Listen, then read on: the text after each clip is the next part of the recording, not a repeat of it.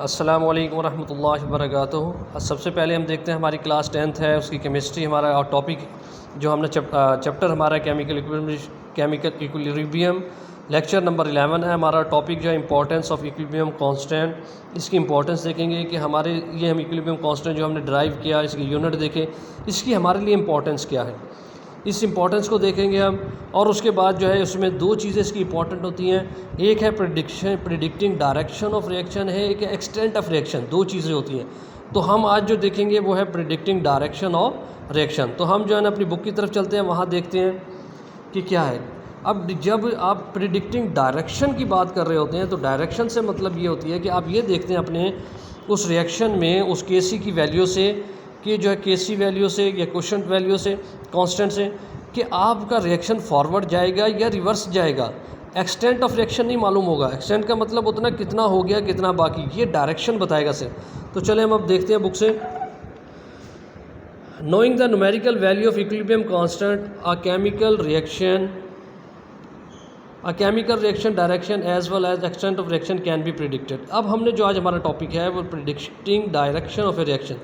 अब यहाँ से जो मैं पढ़ने लगूंगा आपको समझाऊंगा। ये शॉर्ट क्वेश्चन नंबर 10 है, यहाँ से शुरू करें, जहाँ एंड होगा मैं आपको बताऊंगा। Direction of a reaction at a particular moment can be predicted by inserting, यानी इंसर्ट का मतलब हम डाल दें the concentration of reactant and product at a particular moment in the equilibrium expression. Consider the gaseous reaction of hydrogen with iodine.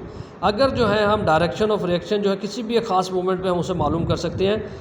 हम concentration of reactant और product को जो है ख़ास मूवमेंट पे जो है इक्विलिब्रियम उसका एक्सप्रेशन निकाल लें, तो अगर हमें उस वो निकलेगा तो हम जो है उसे इक्वेशन में डाल के ले सकते हैं।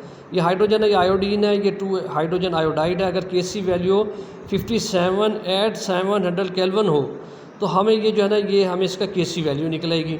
तो हमें direction of reaction, we withdraw the sample. अब ये हमारी जो है वैल्यू निकलेगी, ये एक्चुअल वैल्यू है इसकी।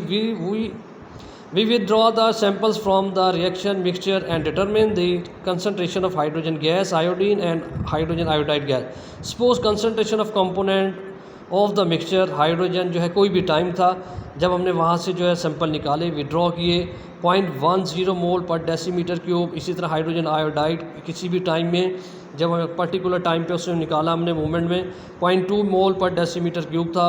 और इसी तरह जब हाइड्रोजन आयोडाइड को देखा हमने 0.40 मोल पर डेसीमीटर क्यूब। जब हमने ये सब जो है सबकी जो टी जो लिखा हुआ है ये वो the concentration symbol means that the concentration are measured at some time, यानी कोई भी ख़ास मोमेंट था, ये कोई टाइम था जब हमने निकाला।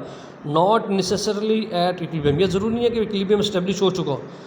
When we put this concentration into equilibrium constant equation we obtain a value called reaction coefficient.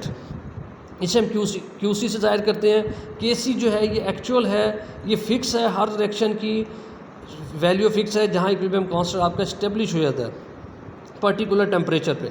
अब ये देखें हम केसी, अब हम यहाँ क्यूसी जो हम इसका निकाल रहे हैं हाइड्रोजन आयोडाइड, ये हमने इक्वेशन सारी पुट करके इसमें वैल्यू डाल के 8 निकले।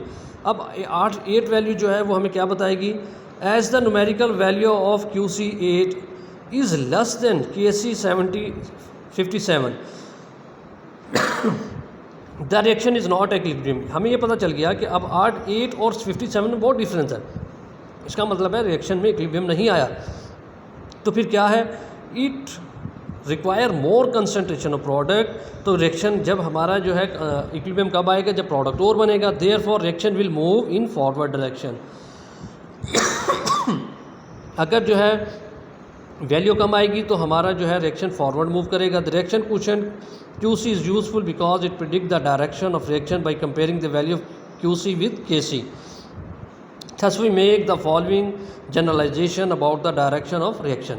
ये जनरलाइजेशन है, इसको आपने देखना है। शॉर्ट क्वेश्चन नंबर 10 की मैंने बात की थी, आपको निशान नज़र आ रहा होगा। पहला पैराग्राफ जहाँ ख़त्म हो रहा है वहीं शॉर्ट क्वेश्चन नंबर 10 ख़त्म हो गया आपका।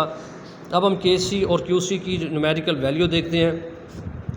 जब KC की न्यूमेरिकल वैल्यू QC से ज़्यादा हो या QC की न्यूमेरिकल वैल्यू KC से कम हो तो direction goes from left to right, that is in forward direction. To attain equilibrium, ये आपको नज़र आ रहा है ये क्यू सी स्मॉल बना हुआ है, के सी कैपिटल है, तो फॉरवर्ड रिएक्शन है। अब यहाँ से आपका शॉर्ट क्वेश्चन नंबर 13 का आंसर शुरू हो रहा है एक्सरसाइज का। अगर क्यू सी की वैल्यू के सी से ज़्यादा हो जाएगी, क्यू सी बड़ा नज़र आ रहा है आपको, के सी यहाँ पर स्मॉल नज़र आ रहा होगा, तो फिर क्या होगा कि डायरेक्शन इस तरफ, ये रिएक्शन इस तरफ मूव करेगा इक्विलिब्रियम को लेने के लिए, क्योंकि हम जानते हैं पिछले सेक्शन में देखा हमने 57 था, अभी 57 से क्यू सी ज़्यादा हो गया, तो इसका मतलब है रिएक्शन हमारा राइट टू लेफ़्ट होगा, यानी in reverse direction to attain equilibrium. अगर यहाँ तक ये आपका शॉर्ट क्वेश्चन नंबर 13 का आंसर है। इसके अलावा अगर क्यू सी और के सी इक्वल हों, यानी 57 है, 57 उसकी नॉर्मल वैल्यू 700 केल्विन पर, तो अगर वो 58 है, 59 है, something in air about equal है एक दूसरे के, तो हम कहेंगे Q C equal to K C, forward and reaction take place at the equal rate that equilibrium constant has attain. ये दोनों आपको कांस्टेंट नज़र आ रहे हैं, एक जैसी वैल्यू नज़र आ रहे हैं।